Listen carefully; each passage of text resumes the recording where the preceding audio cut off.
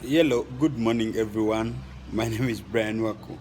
Mbabuzako in a very special way. Mbagamba mugamba mutya obulamu butambula butya okutwaliza wamu. Olunaku olwaleero gye bukeeredde ku makyafu abagezaako keera. Tugenza okeera nga omukulembeze w'ekibiina kya NUP, president w'ekibiina ekyamanyikiddwa nga Bobi Wine, Robert Kyagulanyi Ssentamu, ng'avuddeyo n'ateeka ekiwandiiko oba ky'osobola okuyita Facebook post ku Facebook page ye, of course ngategeeza eggwanga ku ngeri omukulu Charles Olim oba gosoyite Papa gye yakwatibwamu ebitongole ebyenjawulo mu ggwanga Uganda, era bw'atyo n'alambika ensonga emu ku emu.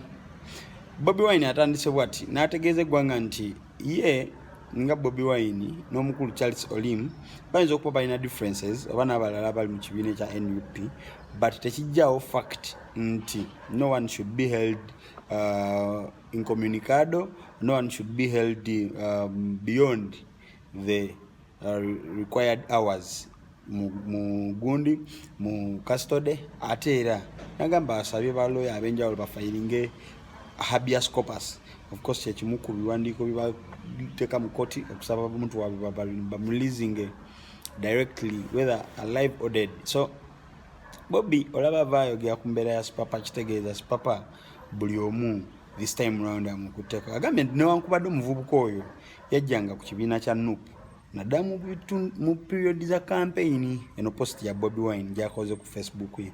Agambye newankubadde omukulu Papa yajjanga ku NUP n'akuba amasasi mu bbanga n'atisatisa abajasi ku gate ya office za People Power, tekimumakinga kuba mabega wa Mitayimbwa nga tamanyi musango kigwe yazza paka kati.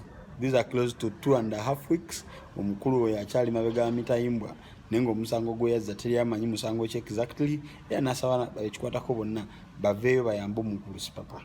Newankubadde waliwo disagreement, newankubadde waliwo ebintu ebigenda mu maaso wakati we Papa, of course kwa tukimanyi bulungi Papa agya NRM ate nga Bobi Wine wa NUP. Newankubadde waliwo bitakkanya wakati wa babiri, tekimufuula kuba nti nno abeera emabega y'Emitayimbwa beyond the required time. That has to be 48 hours. So Bobi Wine mu post ye n'agamba nti eno government ye, mu post ya Bobi nti eno government yo oba oliwaayo oba toli, buli omu esobola omukyunya. Bw'atyo n'akola n'ayogera ne ku ngeri ba Isma All Access ne bablogger ab'enjawulo gye bavuddeyo nga balaajana ne bagamba mbu tebabasasula newankubadde takootinze manya, naye asaasidde bonna abakolera regime eno mu mbeera emu oba endala nga bamanyi nti nno bajja mmala bapayingibwe back bazze okukakkana ng'ate bafunyemu bisago ku mitima gyabwe. Era n'abasaasira nnyo, bw'atyo n'asaba famire eya Papa oba ne baloya ba Papa baveeyo bakole kye bayita habeas corpus, omuntu waabwe afulume akomera wherever he is. Okusinziira ku Bobi agamba ku CID ekibuli. So kyekyo kigenda mu maaso mu ggwanga erya Uganda.